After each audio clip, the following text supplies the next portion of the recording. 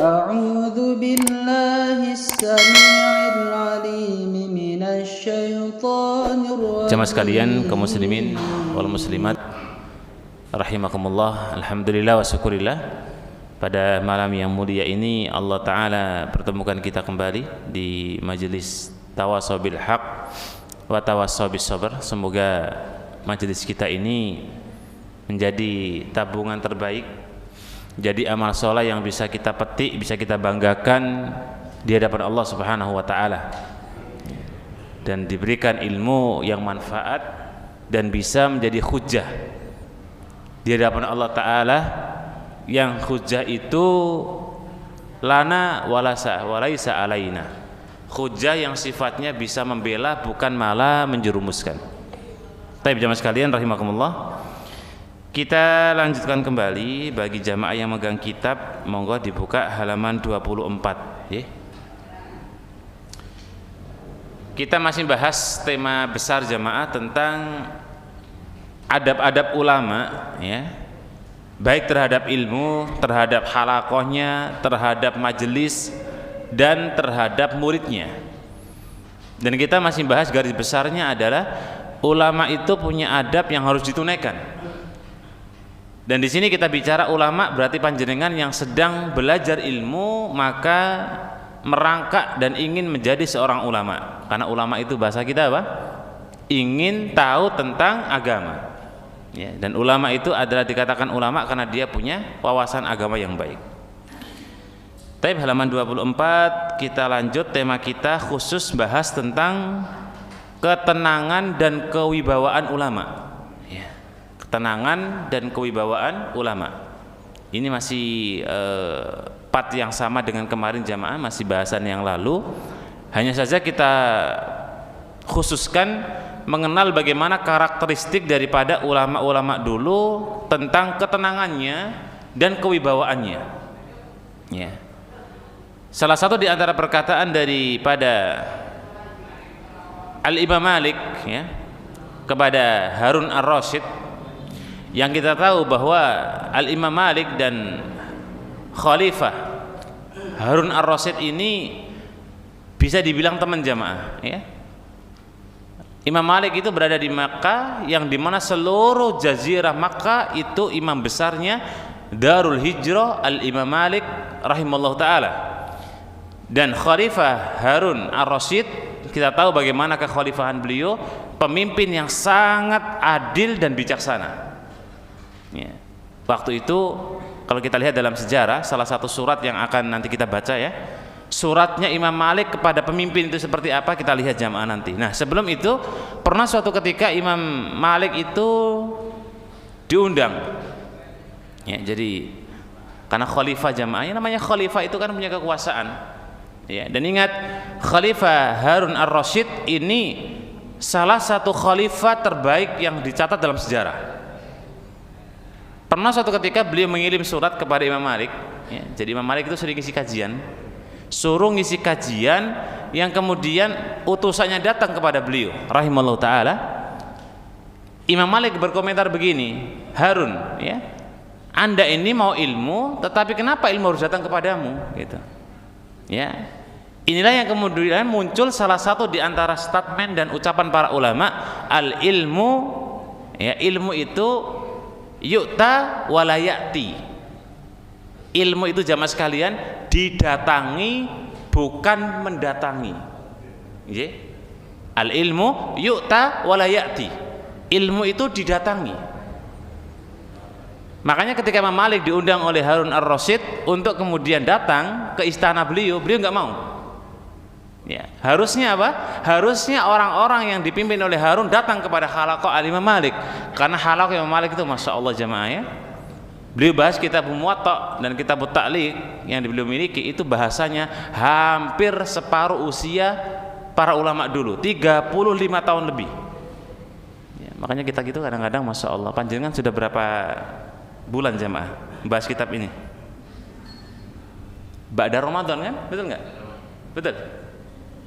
Ba'da Ramadan, habis Ramadan bulan apa? Syawal. Terus Dzulhijjah apa Dzulqa'dah apa Dzulhijjah? Dzulqa'dah. Habis Dzulqa'dah Dzulhijjah sudah mau finish, berarti kita baru berapa? 3 bulan. Jenengan masih kurang lebih 30 tahun 7 bulan lebih. Kalau mau setara dengan muridnya Imam Malik yang belajarnya hampir 40 tahun jemaah. Pokoknya jenengan nawa itu kan, kalau nggak tutup buku, tutup usia gitu aja. Betapa besarnya dan karunia nikmat kalau jenengan tutup usia sedangkan masih punya niat untuk talabul ilmi. Luar biasa jemaah. Jangan sampai tutup buku jenengan masih melek ya. Kalau bisa tutup usia tapi niatnya masih ngaji. Dulu bagaimana Imam Malik diundang semua halaqah, tapi beliau menentang, bukan menentang, tapi beliau menolak. Ketika pemimpin yang ngundang untuk halaqah di tempatnya Harun ar-Rasyid, beliau menolak. Ente kalau mau ilmu datang ke saya katanya. Ya, makanya Imam Malik rahimahullah taala itu kan disebut dengan salah satu di antara ulama Ahlus Sunnah Darul Hijrah yang memimpin salah satu di antara madhab terbesar di Jazirah Arab. Ya, maka itu madhabnya adalah Imam Malik rahimahullah taala, orang Hindia Abu Hanifah. Indonesia apa Bapak Ibu? Leres Syafi'i. Kok meragukan? Syafi'iyah apa Ahmadiyah? Ahmad itu adalah Ibnu Ahmad bin Hambal. Kita itu Syafi'iyah jemaah. Indonesia itu mayoritas madhabnya Syafi'iyah. Karena Imam Syafi'i walaupun usianya pendek jemaah dibanding 4 imam yang lain, 3 imam yang lain, Imam Syafi'i itu usia yang paling pendek di antara Imam Abu Hanifah, Imam Malik dan Imam Ahmad. Imam Syafi'i itu usianya 55 tahun jemaah. Jenengan pinten? 60. Ya, dibanding Imam Syafi'i jenengan sudah lebih 5 tahun. Tapi enggak Syafi'i juga. Tapi karakternya enggak Syafi'i. Imam Syafi'i itu 55, Masya Allah, kata para ulama ya, ta'assar ulumihi, ilmunya Imam Syafi'i itu bisa dirasakan bukan cuma muridnya, tapi orang yang bukan muridnya Imam Syafi'i. Ya. Salah satu yang kemudian di Makkah itu terkenal dengan madhab al-Imam Malik rahimahullah ta'ala. Nah, kita nggak panjang lebar terkait dengan kisah Imam Malik dan Imam Harun ar-Rasyid rahimahullah ta'ala. Dua-duanya adalah ulama dan orang yang sangat luar biasa berpengaruh terhadap peradaban Islam. Salah satu yang menarik, Imam Malik pernah buat surat jemaah kepada pemimpin Harun ar-Rasyid rahimahullah ta'ala. Isinya begini jemaah: Idza alimta ilman fal yura alaika atharuhu. Wahai Harun, ya, kalau bahasa kita ya, Harun dipanggil aja sama Imam Malik ya. Wahai Harun, kalau ente itu tahu ilmu gitu ya, kalau sampean ngerti ilmu, maka ilmu itu punya efek samping, punya dampak terhadap dirimu. Maka saya katakan di sini jamaah sekalian, kita yang sudah tahu ilmu kok nggak punya asar ya, nggak punya pengaruh, hati-hati. Jangan-jangan ilmu itu kita telan, kita lepeh lagi. Jangan-jangan begitu. Karena ilmu itu kata para ulama, ketika kita telan, maka dia akan berfungsi memberikan nutrisi pada diri jemaah. Ya, makanya kalau orang berilmu kok semakin hari makin buruk, makin hari makin sesat, makin hari makin naudzubillah, maka ilmu itu jadi racun. Ya, makanya Nabi kita bersabda, Al-Qur'anu hujjatun laka au alaika. Quran itu bisa jadi pembela atau naudzubillah menjadi bumerang. Ya. Dan Nabi katakan Quran karena gudang ilmu itu di Quran jemaah. Ya. Sumber ilmu itu di Quran dan di Al-Hadis As-Sahihah. Ya, sehingga ketika Nabi sebutkan Al-Qur'anu hujjatun laka au alaika, itu hati-hati. Nah, kata Imam Malik, jika ilmu sudah sampai kepadamu dan engkau belajar ilmu, maka ilmu punya asar. Apa itu asarnya? Asarnya, pengaruhnya sakinatah, ketenangan, enggak gerusa-gerusu jamaah ya. Makanya kata Imam Malik rahimahullah ta'ala, kalau kita mau lihat orang baik ya, lihatlah kalau dia sedang marah. Bapak Ibu kalau marah ngapain? Megang mushaf baca Quran atau membanting piring? Atau membanting istri? Kalau jenengan mau lihat orang yang baik, jenengan lihat ketika dia marah Bapak Ibu. Nabi itu kalau beliau lagi, contoh ya, Nabi kan pernah, ya bukan marah, beliau lagi lihat istri-istrinya marah, cemburu lebih tepatnya. Nabi nggak pernah meladeni, Nabi tinggal. Pernah satu ketika Aisyah itu cemburu dengan Sofia, maka ketika kemudian Aisyah lagi cemburunya tinggi, mengatakan Sofia itu pendek bla bla bla, maka Nabi coba pergi. Kenapa Nabi nggak pergi kepada Bunda Aisyah? Maka Nabi katakan, kamu tengok ya, Ummul Ummahat, istri-istri kaum muslimin sedang cemburu. Begitulah cemburunya seorang istri, ya, ngomongnya ngelantur gitu. Itu dulu. Sekarang kalau cemburunya istri, wah, nate cemburu mboten, Bu? Nah, kalau nggak cemburu berarti nggak sayang suami. Ya. Jadi ketika lihat bagaimana Imam Malik rahimahullah taala, salah satu di antara yang beliau tunjukkan, kalau ada orang punya ilmu kok nggak menunjukkan bagaimana sakinahnya, ketenangannya dalam menghadapi masalah, berarti ilmu itu nggak berdampak, nggak punya asar, nggak punya pengaruh. Dan beliau menyebutkan ketika orang itu marah, maka disitulah letak kebaikan atau keburukannya. Ya, makanya jangan kalau marah Bapak Ibu, jangan ke masjid duduk termenung, ya tidur-tiduran gitulah. Ya, makanya kenapa Nabi berikan sebuah solusi bagi orang marah. Kalau kita marah disuruh apa jamaah? Wudu. Ngambil air wudu untuk menetralkan amarah itu. Nggak harus sholat. Ya, sholat lebih baik.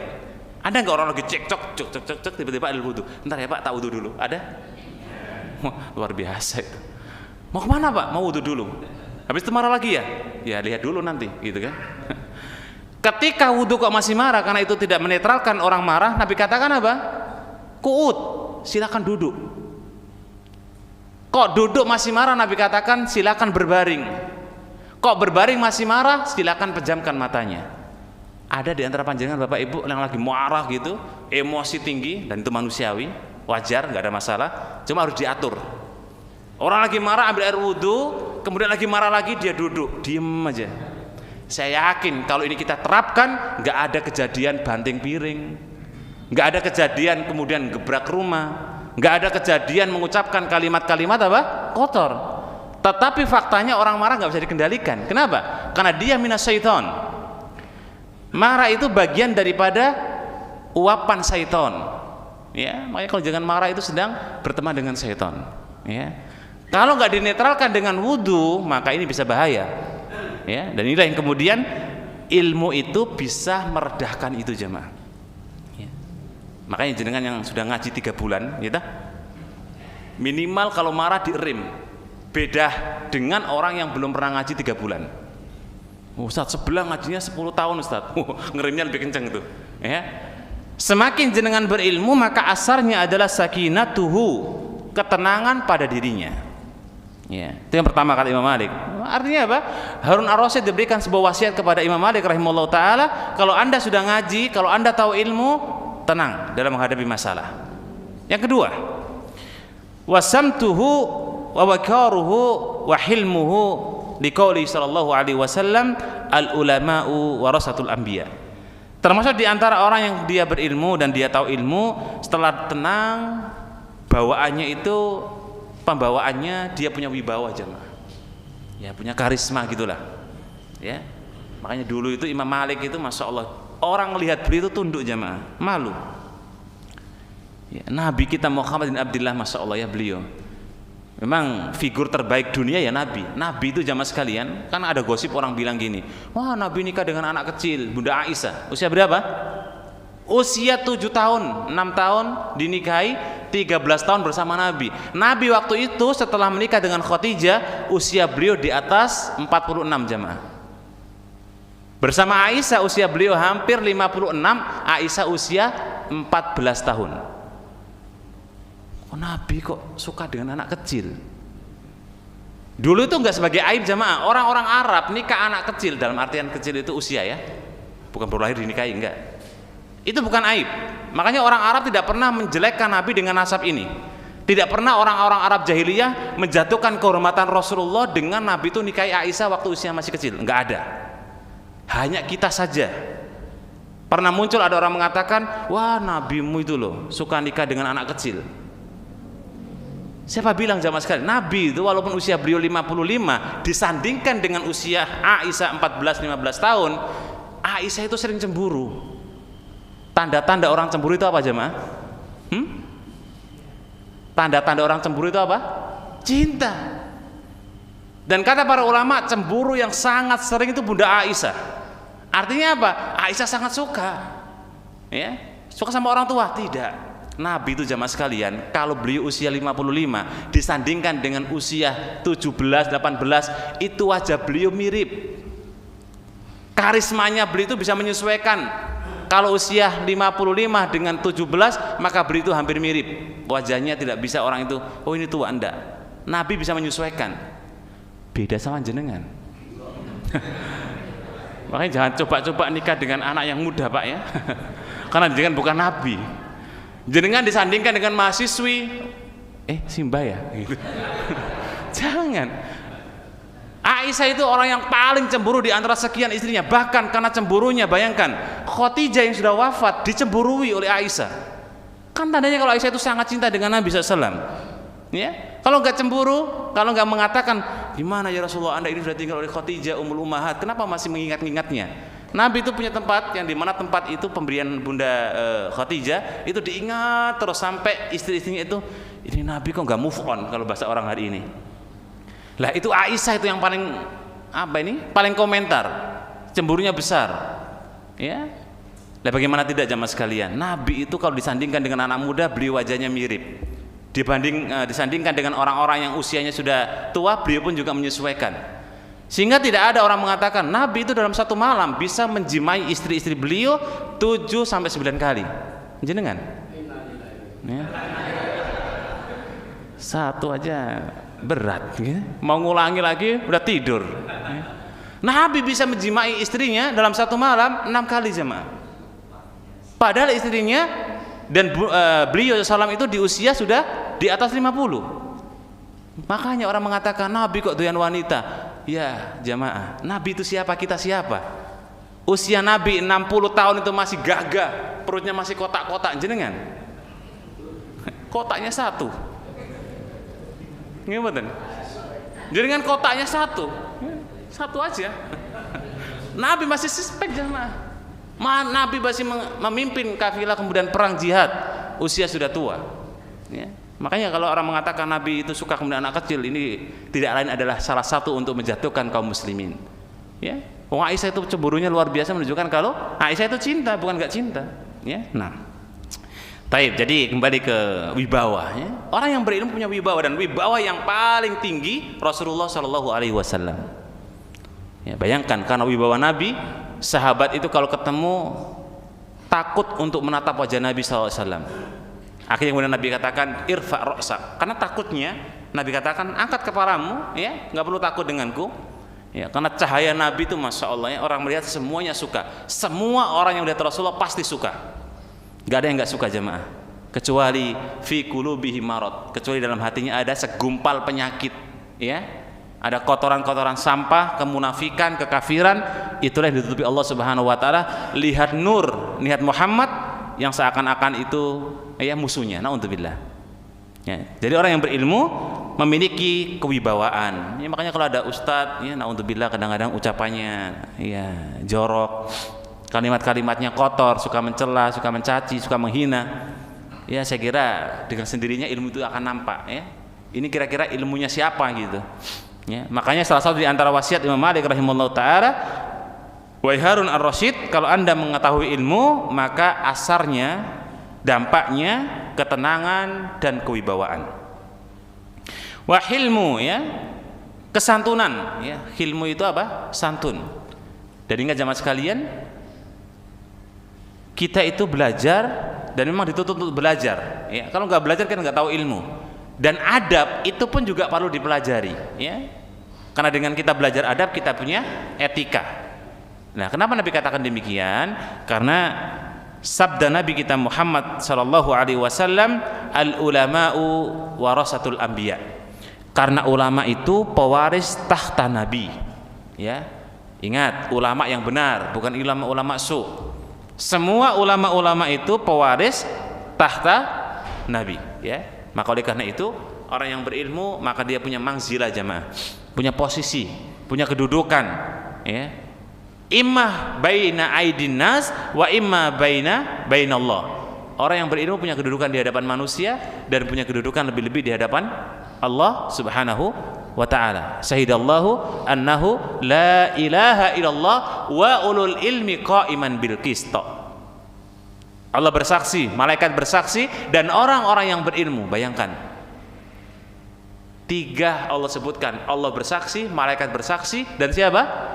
Orang-orang yang berilmu. Berarti kualitas orang-orang yang berilmu yang kita sebut dengan ulama adalah orang yang punya manzilah, kedudukan yang sangat tinggi di hadapan Allah Subhanahu wa ta'ala. Perkataan ini jamaah sekalian terdapat dalam, dikatakan oleh Imam Waqi, ya. Imam Waqi itu gurunya Imam Syafi'i ya, rahimahullah ta'ala. Kemudian disebutkan juga Imam Baihaqi dalam kitab yang lain, ya. Dan diriwayatkan bahwa ucapan di atas tadi, ucapannya Imam Malik kepada Harun ar-Rasyid, itu sebagian para ulama mengatakan syaratnya terputus tetapi maknanya bisa kita pakai. Artinya ilmu itu bisa mewariskan kepada kita ketenangan dan kewibawaan. Baik, kita lanjut lagi perkataan sahabat yang mulia Al-Faruq, ya, Abu Hafsin Umar bin Khattab radhiyallahu ta'ala an. Ya, bicara Umar, masya Allah jamaah, ya, sedikit. Umar itu satu-satunya sahabat yang dalam hadis disebutkan setan itu takut menatap dan melihat Umar. Setan jamaah, genderuwo, ya, lihat Umar grogi. Sampai-sampai Umar itu pernah lewat di sebuah tempat yang rindang, banyak setannya. Setan itu mencium aromanya Umar langsung kabur. Sadis nggak itu jemaah?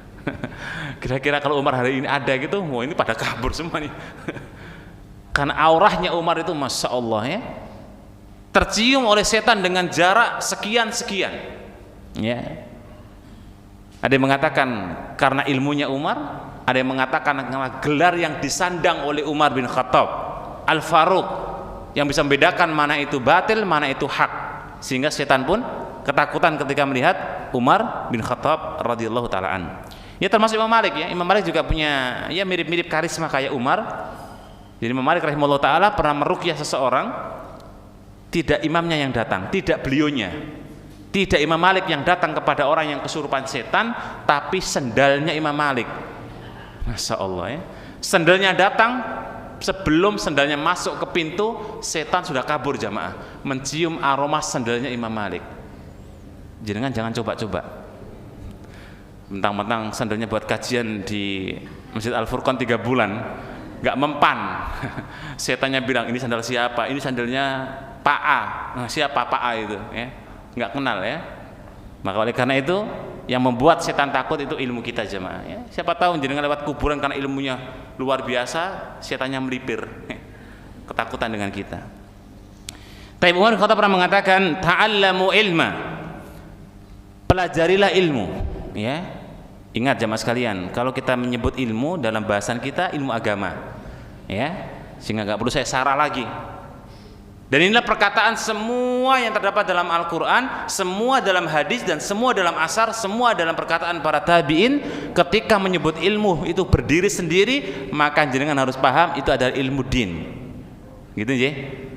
Kecuali disebutkan idhofah, ilmu hisab, ilmu elektronik, maka itu maksudnya bukan ilmu din, tapi ilmu matematika, ilmu hitung-hitungan, ilmu komputer, gitu. Tapi kalau berdiri sendiri dalam kajian Al-Quran dan As-Sunnah, ilmu din.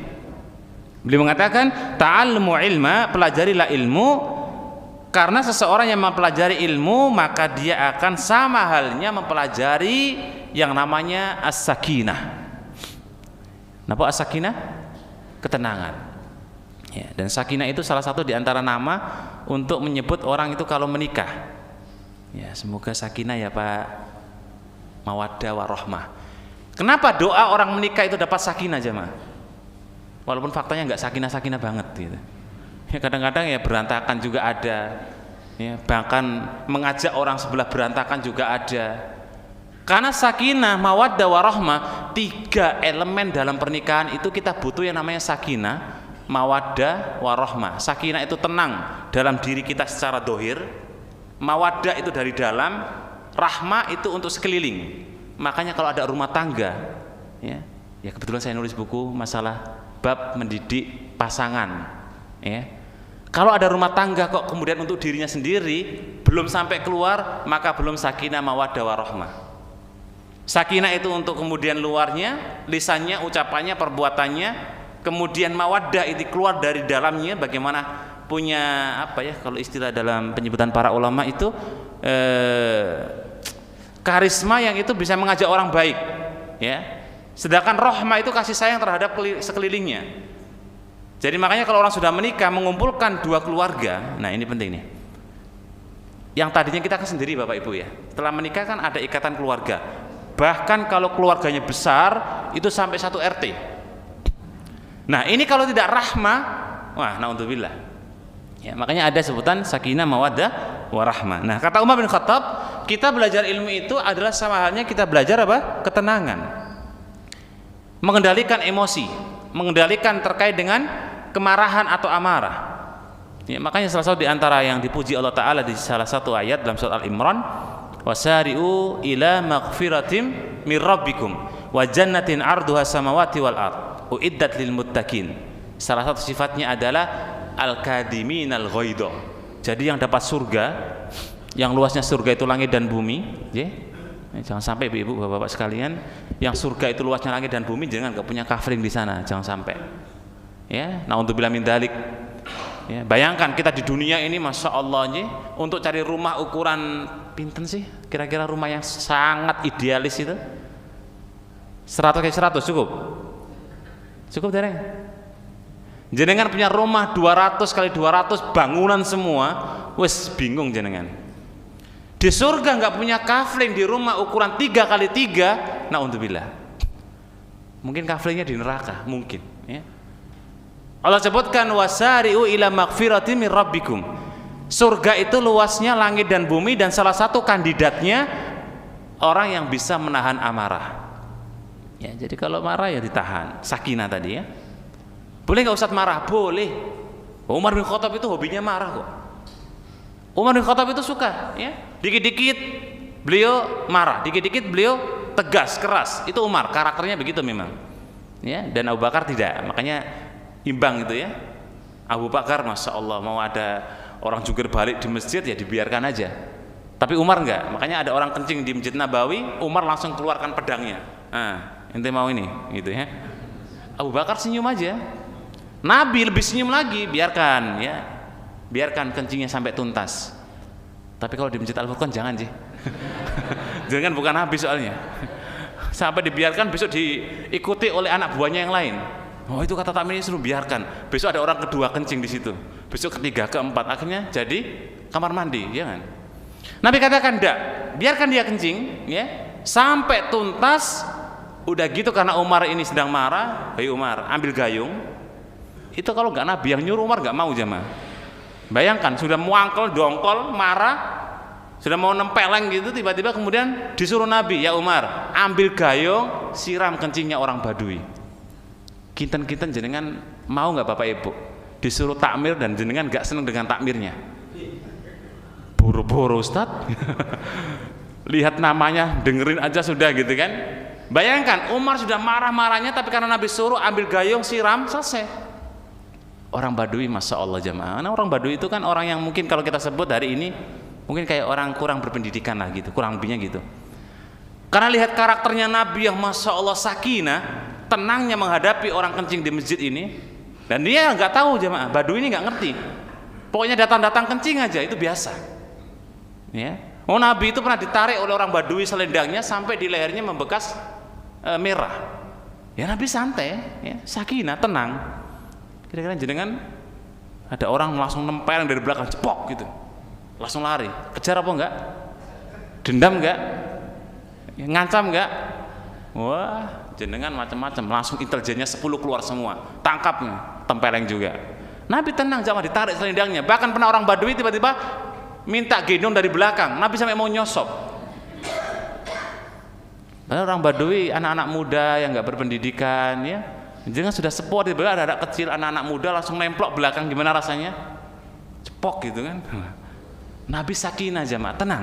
Nabi itu tidak pernah kemudian emosi tinggi dan tidak pernah beliau dalam kondisi godok, marah. Ya. Maka oleh karena itu ketenangan itu ketika dalam kondisi marah tadi. Buktinya itu. Makanya Nabi kita Muhammad SAW mengatakan salah satu di antara orang yang baik adalah orang yang sakinah, karena itu buah dari ilmu. Ya. Jadi orang yang berilmu itu menghadapi masalah tenang, jamaah. Ya adalah istilahnya kita mengatur istilah kita strategi, mengatur bagaimana kita komunikasi. Ya, marah boleh tapi ingat ya dikontrol, itu yang baik. Ya. Kalau kita nggak marah, nggak pernah marah, ya itu juga nggak baik. Ya. Islam itu kan tawassut, jamaah, pertengahan. Ya kadang-kadang marah, kadang-kadang kemudian baik. Ya itulah Islam. Ya. Jangan sampai kemudian apa? Marah terus. 6. Ta'allamu lahu as-sakinah al-waqarah. Ya, termasuk di antara kita belajar ilmu itu adalah belajar tentang ketenangan dan belajar tentang kewibawaan. Ada loh jamaah sekalian, ya. Kadang-kadang orang itu masya Allah ya. Makanya kalau panjenengan lihat orang kok itu aura wibawanya kuat sekali, itu menyimpan segudang ilmu jamaah. Ya. Ada orang kok kita lihat kayaknya kok ini orang lihatnya itu sudah enak gitu. Bukan karena kita marahan loh jamaah, enggak. Tapi kalau lihat pertama kayaknya ini orang kok auranya negatif sekali gitu. Ya kurang lebih itulah cahaya ilmu jamaah. Ya. Cahaya ilmu itu bisa membuat kita ini semakin beraurah dengan ilmu. Ya. Makanya oleh karena itu orang yang berilmu itu dulu ya, sampai mungkin hari ini ya, mungkin juga ada sebagian di antara pondok tradisional yang sama Pak Kiai, kan ada yang sampai lihat Pak Yainya itu nggak mau, takut gitu, ada yang sampai cium tangan macam-macam gitu ya. Ya auranya ulama itu begitu, aura orang-orang yang berilmu itu sampai kemudian bisa dirasakan oleh orang yang melihatnya ya. Dan begitulah bagaimana kemudian orang yang belajar ilmu. Maka oleh karena itu ya, jamaah sekalian rahimakumullah, panjenengan yang sudah 3 bulan sebut lagi ya yang sudah ngaji itu harus menunjukkan ilmu terkait dengan ketenangan menghadapi masalah ya. Ini nggak bisa dibikin-bikin jamaah, ilmu itu yang akan membuat kita seperti itu. Dan kemudian kewibawaan, wibawa itu juga nggak bisa dibeli ya. Mau beli di mana wibawa ya, nggak bisa dibeli. Dan itulah ilmu yang akan membuat kita semakin apa, berwibawa. Nah kemudian perkataan para ulama salaf terdahulu ya, ingat perkataan ulama salaf itu artinya ulama-ulama dulu yang kapasitas ilmunya sudah terakreditasi, sudah diakui ya. Dan sering kita jumpai para ulama salaf bilang begini, artinya itu adalah para ulama yang sudah terakui keilmuannya. Sebagaimana perkataan di sini adalah hakun alal alim, sepatutnya bagi orang yang berilmu ya, dalam kurung ulama ya. Karena ulama itu orang yang berilmu, termasuk panjenengan ya. Sepatutnya bagi orang yang berilmu ayatawaddu'a lillahi fi sirri, hendaknya dia senantiasa tawaduk kepada Allah dalam kondisi sendiri ataupun dalam kondisi ramai ya. Jangan tawaduk ketika ditanya ustadznya cuma tawaduk, jangan, itu salah tempat ya. Kayak santri-santri saya itu kalau ditanya, ya akhi, hal fahimtum? Ma mana hada? Limada al-qiyamah bimakna qiyamah gitu. Diem aja itu Pak santri. Ah, ente salah tempat akhi, ya bilang gitu. Kalau Anda ditanya guru Anda ya, bilang enggak tahu Ustaz, selesai urusan. Jangan diem, itu tawaduk gitu. Tawaduknya orang-orang berilmu jamaah sekalian fi sirri wa alaniyah, dalam kondisi sendiri ataupun rame, sepi ataupun terbuka. Tawaduk itu jamaah sekalian seperti Imam Ahmad ya. Imam Ahmad ini kan keilmuannya sudah terdengar dari seluruh penjuru Baghdad ya, negeri Baghdad termasuk Irak, Iran, itu orang itu nggak asing dengan nyebut nama Al-Imam Ahmad. Anak yang baru kemarin lahir usia SMP tapi nama sudah tersohor di Baghdad, itu Al-Imam Ahmad ya. Kayak Sido Arum lah gitu ya. Kalau mungkin kalau lebih luas lagi Jogja, ada anak baru kemarin tapi namanya gemblegar, Fulan gitu kan. Siapa Fulan? Kadang-kadang kita itu mendengar nama tapi nggak tahu wujudnya ya.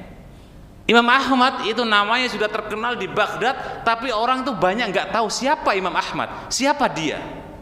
Suatu ketika diundang oleh pemimpin ya, datangkan Ahmad, beliau datang jemaah ya, bersama gerombolan atau teman-temannya atau kemudian yang menemani beliau di istana tersebut.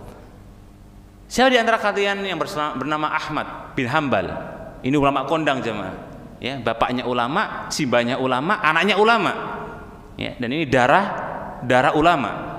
Ditanya oleh gubernurnya, mana di antara anda yang bernama Ahmad bin Hambal? Semuanya tawaduk, diam, karena ada Imam Ahmad. Kalau sampai angkat tangan, Ahmad saya, padahal enggak, malunya 7 keturunan. Ternyata ditanya Ahmad bin Hambal pun juga diem, enggak angkat tangan, karena di situ ada guru beliau. Makanya jangan sering angkat tangan jamaah. Ada gurunya, akhirnya beliau diem, menghormati gurunya. Gurunya pun enggak menunjuk kalau itu Imam Ahmad, karena takut salah. Jadi semuanya diem, sepi gitu. Gubernur tanya lagi, aina Ahmad? Nggak ada yang angkat tangan juga. Ya oke kalau gitu. Didatangkan orang ahlu hadis. Dulu tuh zaman sekalian, sering sekali kalau kita lihat ulama-ulama diundang ke istana itu untuk belajar hadis. Seperti Imam Bukhari, ya. Imam Bukhari itu pernah diundang untuk mengetes kecerdasannya Imam Bukhari. Ya. Imam Bukhari dites, wah luar biasa. 100 hadis dites Imam Bukhari, semua ditasfih jamaah.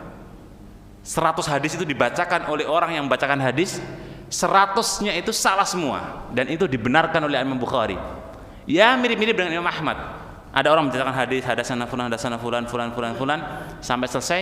Kemudian ada di antara rombongan tadi yang bersama Imam Ahmad, anak kecil, dia mengangkat tangan, ya Tuhan, apakah Anda mengundang kami, ya, maksudnya teman-temannya juga, untuk mendengarkan hadis yang salah semua.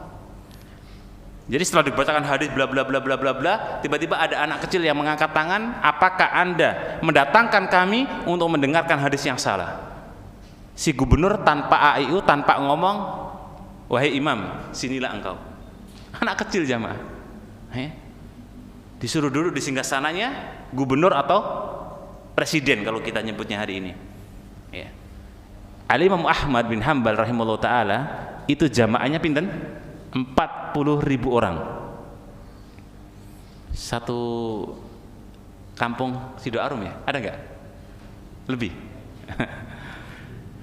Semua orang yang datang kepada halakonya Imam Ahmad itu ada di antara mereka hanya ingin tahu Imam Ahmad itu wajahnya kayak apa. Namanya kondang tapi saya nggak tahu wajahnya.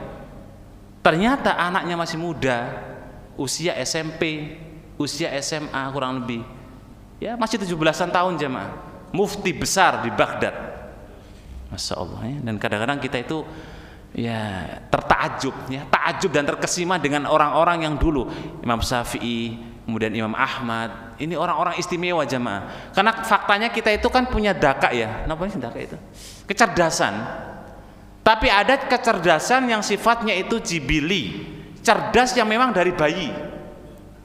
Procot sudah ngomong, nah itu itu bayi jibili gitu ya, hebat itu ya.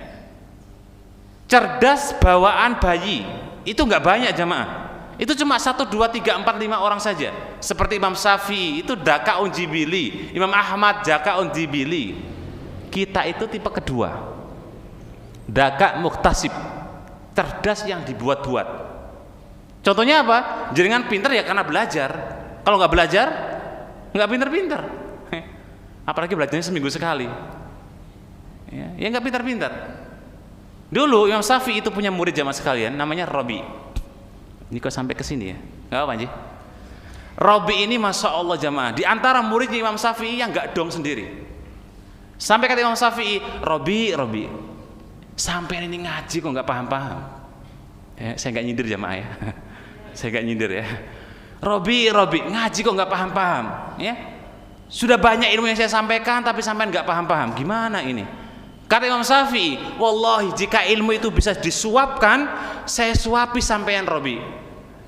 Seandainya ilmu bisa diwariskan, saya wariskan 1/3 ilmuku untukmu. 1/3-nya Imam Syafi'i itu sudah pinternya luar biasa. Tapi kan nggak bisa jemaah. Kalau ilmu bisa disuapkan, banyak orang pintar, betul. Kalau ilmu diwariskan, banyak orang pintar, tapi nggak bisa.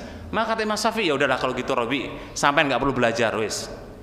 Tapi sampean kerja ning omahku, wis nyuci kayak ngepel kayak apa bersih rumah, wis pokoknya kerja di rumahku. Siap imam gitu. Kerja jamaah di rumah Imam Syafi'i rahimahullah taala. Robi ini, murid yang tadinya nggak dong-dong itu, ternyata Imam Syafi'i itu kalau di rumah buku nggak pernah lepas. Usia pendek beliau, 55 tahun. Robi lihat, Masya Allah, takjubnya dengan Imam Syafi'i.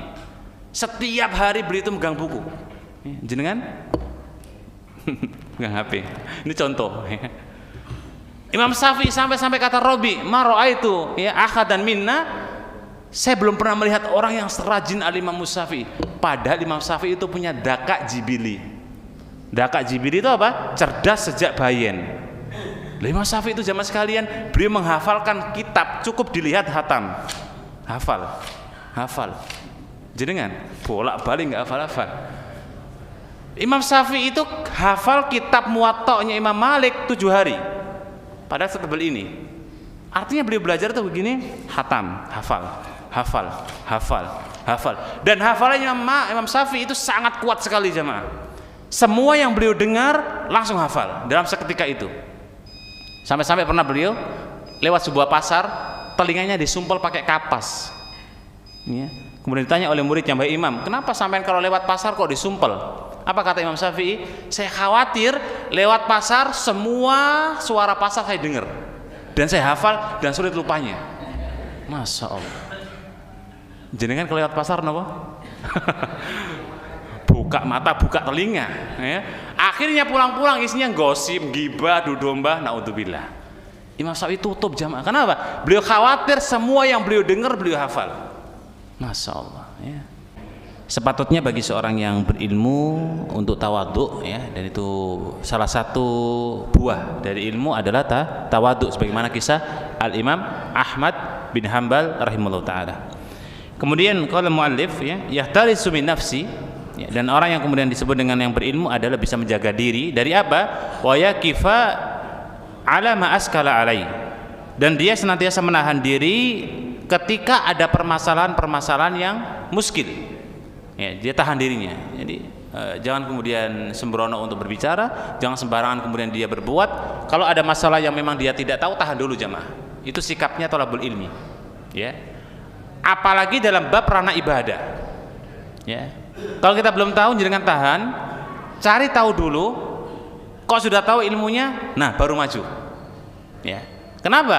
Karena amal itu bil ilmi. Amaliyah kita baik yang sifatnya itu maghdho ataupun ghairu maghdho, semua menggunakan kaidah-kaidah ilmu, ya. Kalau kaidah ilmu kita miliki, ya, misalnya contoh bab masalah